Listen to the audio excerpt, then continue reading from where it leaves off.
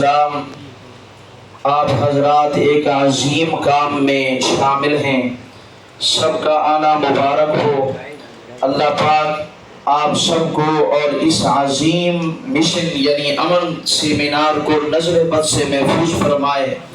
اور اللہ تعالی ہمارے اکابرین کی اس امن سیمینار کی جد و جہد کو اپنی بارگاہ میں قبول فرمائے۔ جب ہم قرآن پڑھتے ہیں تو قرآن بتلاتا ہے کہ انبیاء کرام نے بھی اللہ سے امن کی دعائیں مانگی، تو ہمیں بھی حق بنتا ہے کہ ہم انبیاء کا نام لینے والے،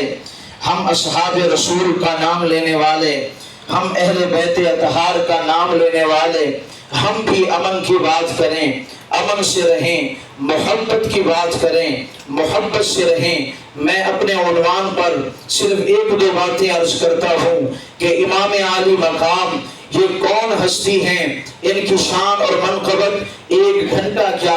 2 گھنٹے کیا، 1 دن کیا، 1 سال کیا، خدا کی قسم زندگیاں گزر جائیں ان عظیم ہستیوں کے مقام کو بیان کرتے کرتے، لیکن حق تو یہ ہے کہ پھر بھی حق ادا نہ ہوا۔ ان کی مقام کو کیا کہیے کہ جن کا آنا مبارک، جن کا دنیا سے جانا مبارک، جن کی جوانی مبارک، جن کا لڑکپن مبارک، جن کا بچپن مبارک، یہ کون امام عالی مقام، یہ کون امام حسین رضی اللہ تعالی عنہ، یہ وہ ہستی ہیں جب پیدا ہوئے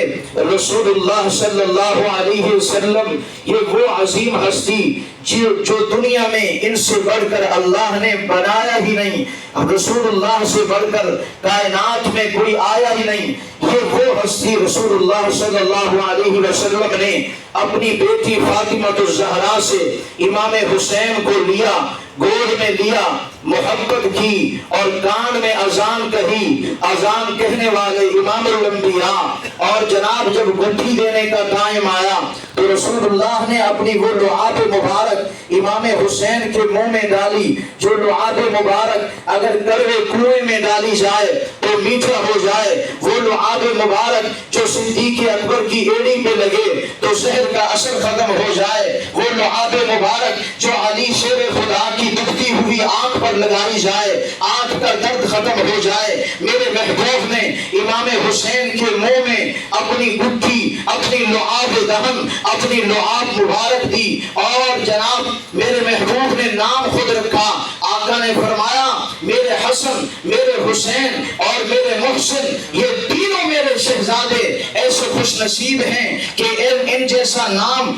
اللہ نے دھرتی میں پہلے کسی کا نہیں رکھوایا۔ یہ اتنے بڑے عظیم مقام والے رسول اللہ نے کندھوں پہ اٹھایا، یہ اتنے بڑے عظیم مقام والے حضور سر کو سونگتے ہیں اور فرماتے ہیں جنت کی خوشبو آتی ہے۔ یہ اتنے بڑے عظیم مقام والے امام عالی مقام امام حسین رضی اللہ تعالی عنہ، اتنی شان والے ابو بکر صدیق رضی اللہ تعالی عنہ اپنے زمانہ خلافت میں فرماتے ہیں علی بھائی ذرا ہمیں نبی کا دیدار کراؤ۔ فرمایا ابو بکر ہمارے امیر المومنین آقا تو اپنے قبر اطہر میں، اپنے روضہ مبارک میں جو مدفون ہیں، کیسے دیدار کرائیں؟ فرمایا اپنے دونوں شہزادوں کو حسن اور حسین کو لے آؤ، ہم جب ان کا دیدار کرتے ہیں تو ہمیں رسول اللہ کی یاد تازہ ہو جاتی ہے۔ اور جناب حضرت امام حسین اتنی شان اور عظمت کے مالک ہیں کہ حضرت ابو بکر صدیق کا زمانہ آیا،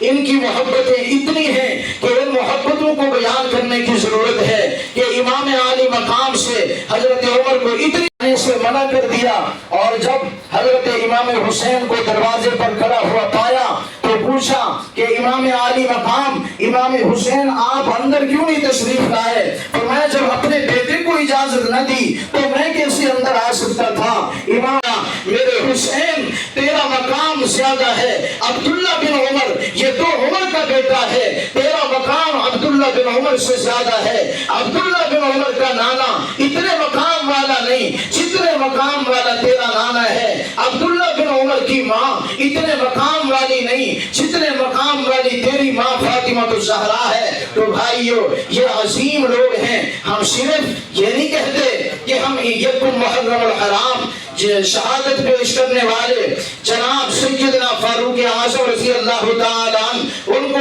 خراج عقیدت سلام عقیدت پیش کرتے ہیں، بلکہ ہم کہتے ہیں 10 محرم الحرام کو تاریخ کی دنیا میں قربانی دی جانے والی چشموں آسمان کے جسم نے دیکھا کہ ایسی قربانی امام عالی مقام نے دی کہ اپنے معصوم بچے اٹھائے۔ بچے کس کو پیارے نہیں ہوتے؟ کھلے دودھ پینے والے بچے کس کو پیارے نہیں ہوتے؟ امام عالی مقام نے کہا میرے مولا